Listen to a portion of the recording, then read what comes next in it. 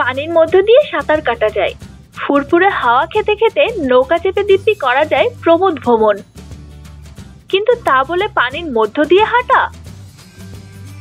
কোনো সেই পৌরাণিক যুগে এমন সব অলৌকিক ঘটনা দু চারটা ঘটতো বলে শোনা যায়, কিন্তু তা বলে এই ঘোর কলিযুগে সে কি সম্ভব?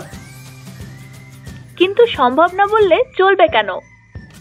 কখনো সবচেয়ে উঁচু ব্রিজ বানিয়ে, কখনো কাছে সেতু বানিয়ে, কখনো চালকহীন মেট্রো চালিয়ে এর আগেও চমকে দিয়েছে চীন, এবারও চমকে দিল তারা।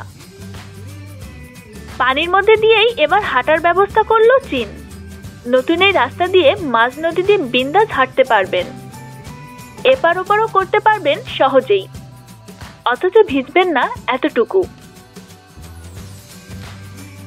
আমাদের সাথেই থাকুন আর সাবস্ক্রাইব করুন।